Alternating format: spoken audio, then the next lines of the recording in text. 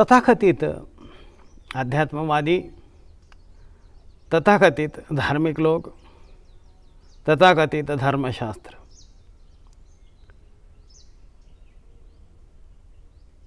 इन लोगों ने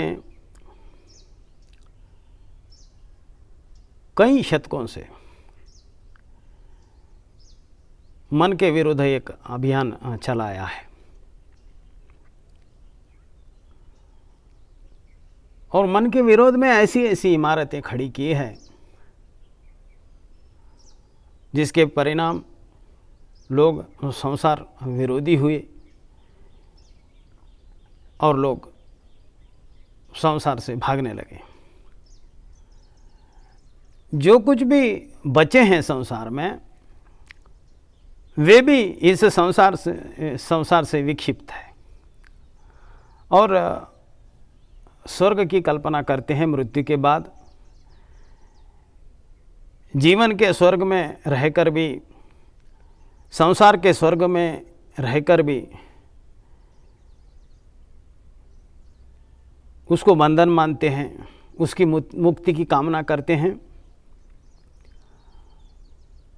और मृत्यु के बाद स्वर्ग की कल्पना करते हैं।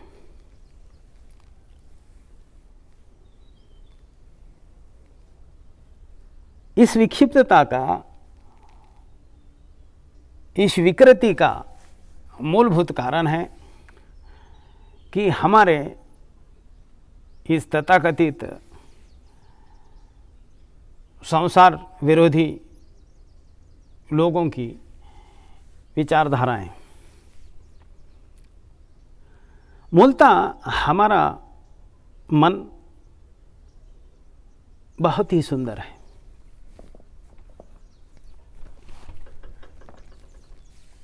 क्योंकि हम संसार का ये जो सौंदर्य है, पृथ्वी पर का ये जो सौंदर्य है, ये हमारे मन के कारण ही इसका अनुभव कर सकते हैं, इसका दर्शन कर सकते हैं। फिर हमारा मन बहुत ही सृजनात्मक है, इसकी संभावनाएं अनंत है। हमारे शास्त्रों में हमारे मुनियों ने, हमारे ऋषियों ने जो स्वर्ग की कल्पना की थी मृत्यु के बाद, उससे भी कहीं ज़्यादा अच्छा स्वर्ग इस मन ने हमें बना कर दिया है। शास्त्रों की कल्पना स्वर्ग के प्रति तो मृत्यु के बाद है, लेकिन हमारे सृजनात्मक मन ने इसे साक्षात रूप दिया है हमारे जीवन में ही, अभी हम भोग सकते हैं। जिस मन ने हमें साक्षात रूप में दिया है, उसकी कल्पना भी हमारे तथाकथित अध्यात्मवादी और हमारे शास्त्र नहीं कर सके, क्योंकि शास्त्रों ने जो विमान की कल्पना की थी वो तो पुष्पक विमान की थी, यानी हमारे आज की जैसी विमान हमारे मन ने बनाया है उसकी भी कल्पना नहीं कर सके। फिर जिसे शांत समुंदर, दूसरी दुनिया कहते थे, ये लोग, हमारे मन ने उसको 24 या 48 घंटे का सफ़र बना दिया है।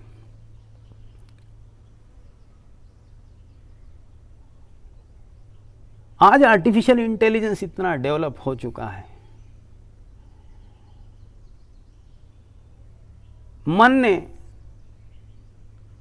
अपनी सृजनता, अपनी संभावनाओं के शिखर पर हमें पहुंचा दिया है।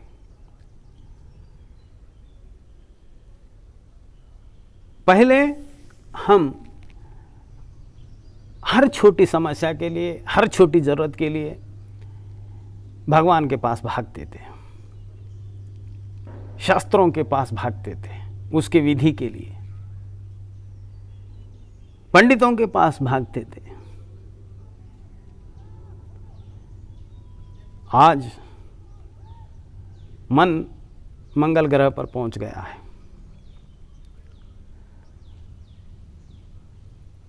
आज हमारा मन शरीर के सभी अंगों को रिप्लेस करने की सक्षमता रखता है।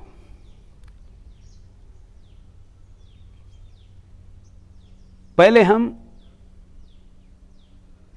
छोटे छोटे विकार से व्यक्ति मर जाता था। आज बड़े से बड़े बीमारियों से भी मरने की संभावना हमारा मन कम कर दिया है। पहले हम निस्सहाय थे,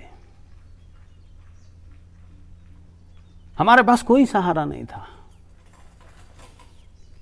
क्योंकि हमारा मन पशु के तल पर था। इसलिए छोटी छोटी समस्या के लिए हम परमात्मा के पास भागते थे। आज हमारे मन ने इतनी तरक्की की है, इतनी तरक्की की है कि पहले परमात्मा व्यक्तियों से भागता था,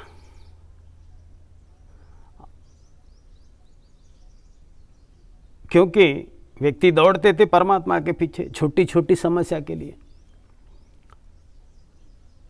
आज परिस्थिति ये आ गई है, परमात्मा हमारे मन से भाग रहा है। हमारा मन परमात्मा के पीछे नहीं भाग रहा है, परमात्मा हमारे मन से भाग रहा है, क्योंकि हमारा मन मंगल ग्रह पर पहुंच चुका है। अब हमारे मन के और परमात्मा के बीच में सिर्फ एक सीढ़ी का अंतर रह गया है। तो अगर सही माने में देखें, संभावता के रूप में देखें, सृजनता के रूप में देखें, तो संसार का असली परमात्मा, असली भगवान, असली परमेश्वर तो हमारा मन है। होगा कोई परमात्मा, लेकिन हमारे मन के बाद जिस परमात्मा का हम दर्शन कर सकते हैं, जिस परमात्मा को हम अनुभव कर सकते हैं, जो परमात्मा हमेशा हमारे साथ रहता है, हमारे समस्या का समाधान देता है, हमारे आकांक्षाओं को पूरा करने की संभावना देता है, प्रतिपल हमारे साथ रहने वाला हमारा साथी, हमारा सारथी हमारा मन है। इसलिए संसार में सही माने में हमारा जो परमात्मा है वो हमारा मन है।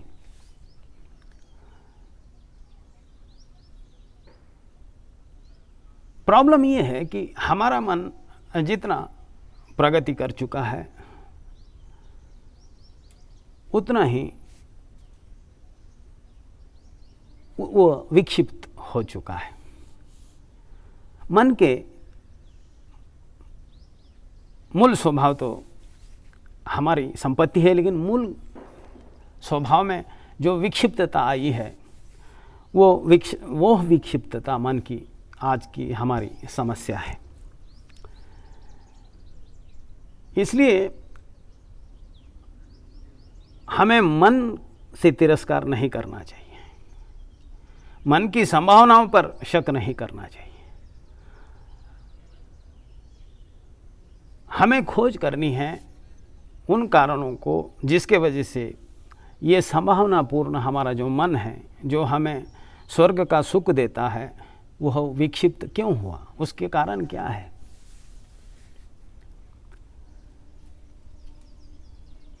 संसार से समाधि तक की मनोवैज्ञान की प्रयोगशाला में हम खोज करेंगे मन की इस विक्षिप्तता के कारण की। अगले पड़ाव में आज इतना ही। नमस्कार।